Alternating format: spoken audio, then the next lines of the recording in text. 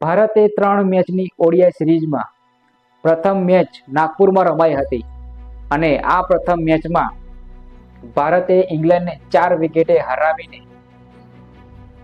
ઇંગ્લેન્ડને સિરીઝમાં 3-1થી આગળ થઈ ગયું છે.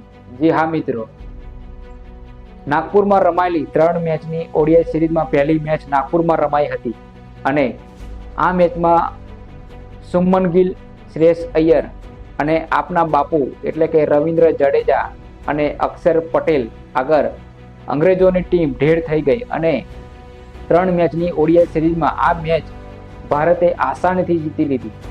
ટોસ જીતીને ઇંગ્લેન્ડે પહેલું બેટિંગ કરવાનો નિર્ણય લીધો હતો અને બેટિંગ કરવા ઉતરેલી ઇંગ્લેન્ડની ટીમની શરૂઆત સારી થઈ હતી, પણ હર્ષિત રાણા અને આપના બાપુ એટલે કે રવિન્દ્ર જાડેજા ઇંગ્લેન્ડની બાજી બગાડી દીધી હતી.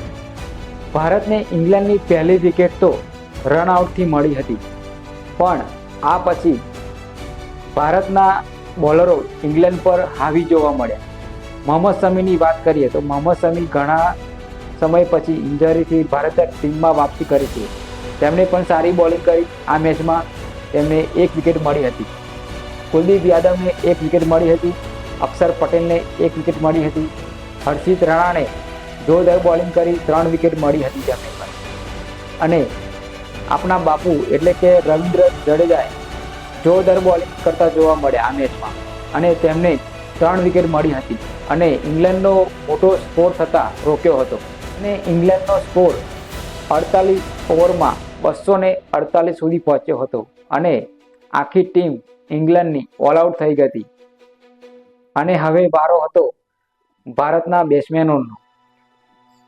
ઓપનિંગમાં ઉતરેલા ભારતના બેટ્સમેન રોહિત શર્મા અને યશસ્વી જયસ્વાલ શરૂઆત તો સારી ન કરી હતી, પણ આ પછીના બેટ્સમેનો શ્રેયસ અય્યર, શુભમન ગિલ અને અક્ષર પટેલ નામનું તોફાન આવવાનું હજુ બાકી હતું. શુભમન ગિલે વન ડે મેચમાં કેવી રીતે રમાય જેવું ઇંગ્લેન્ડની ટીમને બતાવ્યું અને તેમને 96 બોલમાં 87 રન બનાવી દીધા હતા અને ભારત માટે મહત્વની ઇનિંગ રમ્યા હતા. સાથે સાથે શ્રેયસ અય્યરે પણ 36 બોલમાં 59 રન ફટકાર્યા હતા અને ભારતને જીત તરફ પહોંચાડી દીધું હતું.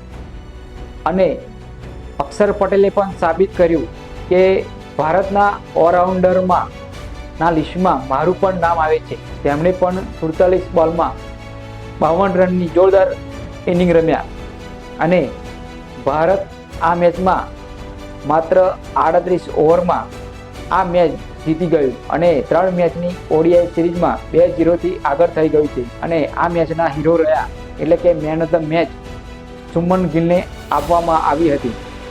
અને ભારતની અગાઉની મેચ 9 તારીખે કોટક ગ્રાઉન્ડમાં રમાવાની છે.